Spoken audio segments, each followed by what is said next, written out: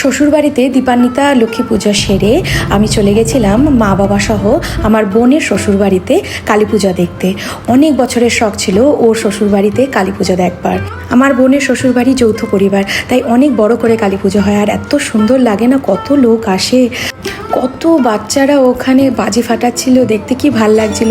আর জানেন, এই প্রথমবার আমি মায়ের ভোগের সময় ওই যে আড়াল করে রাখতে হয় কাপড় দিয়ে, আমি কিন্তু তার মধ্যে একজন ছিলাম ধরে রাখার। বিদেশে থাকাকালীন প্রতি বছরই চেষ্টা করি মা ভবতারিণীর ইউটিউবে যে সরাসরি সম্প্রচার পুজো দেখানো হয় সেটা দেখবার, কিন্তু এত রাতে বসে তো পুজো, সম্পূর্ণটা দেখা হয়ে ওঠে না। কিন্তু এবার সম্পূর্ণটা দেখবার যে সুযোগ পেলাম তার জন্য মায়ের কাছে অসংখ্য ধন্যবাদ।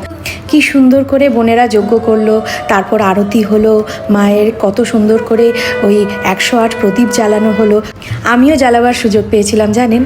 তার সাথে আবার পাশের ঘরে বসেছিল মায়ের নামে গান করার এক সুন্দর আসর। কি যে ভাল লাগছিল পরিবেশটা, কিভাবে বলে বোঝাই। কিন্তু শরীরটা বিশেষ ভালো ছিল না জানেন, তাই কোনো রকমে একটু রাত্রিবেলায় খেয়ে আবার বাড়ি চলে এসেছিলাম।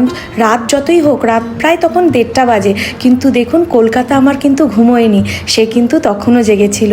মনে হচ্ছে এটা রাত 1:30টার সময়। তারপর আমরা বাড়ি এসে ছেলেকে আমার বাবার কাছে ঘরে রেখে আমি আর মা না আমাদের পাড়ার দুটো মা কালীর পুজো দেখে তারপর আমরা বাড়ি গেছিলাম। কারণ কত বছর পর এসছি তো, একটু ভালো করে পুজোটা না দেখলে মনটা যেন শান্তি হচ্ছিল না।